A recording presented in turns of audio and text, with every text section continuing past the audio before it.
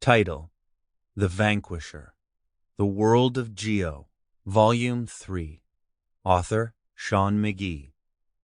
Narrated by Ontkean. Chapter 1. Argrenn. I had worked hard to become a team leader and check my impetuous actions. So when I levitated 200 feet in the air over the planar college of Camelin, with my staff rotating in battle position and smoke emanating from my fingertips from the fire I'd already thrown, many were about to have a terrible day from a prepared master of the prime material. Dame Teffin, a war mage from Atlantia, held a shield of pure primal material in front of us, and an incarnate, whose name escaped me, flung bubbles on Camelin defenders to assist them. The three of us, wizard, war mage, and an incarnate, were part of the conference to share the knowledge of magic to help the planet of Geo, and put the game aside for one day. Of course, two cities in the games, Lutetia and Borossos, chose this as the opportunity to risk war and attack Camelin, hoping to kill us. What they did not count upon was participants becoming friends and willing to work together to defend the city instead of escaping.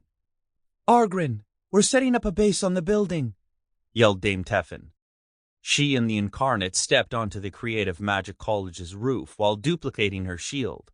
We were on the city's college grounds, and the gentle sloping stone roofs didn't have defenses. The housing below us used red slate for my new lands. One reason I had agreed to the conference was Camelin was my most important trade partner, which was a weird thing to say as a mage, vying for the Battle of Champions. But the game added degrees of difficulty the more powerful you became. I scanned the torn-up roads and fallen walls below us. The planar mages here had a lot of work in front of them since we hadn't been gentle with the surrounding area while expelling Lutetian invaders. To my left flank, Lutetia sent a platoon of shock troops against an open city gate of Camelin. "Protecting the gate!"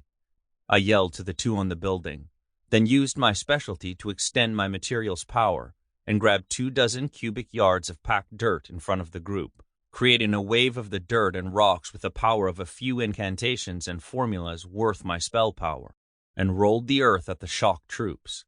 No training protected a platoon of soldiers from 20 tons of earth landing upon them. Screams pierced through the din of cannon fire and explosions from balls of magic. I jerked my head around to my right to see civilians caught in the blast were falling to their deaths. Quickly, I ripped up a stone wall from the ground, flung it underneath them with my materials power, and caught civilians who fell from a destroyed town. Sample complete. Ready to continue?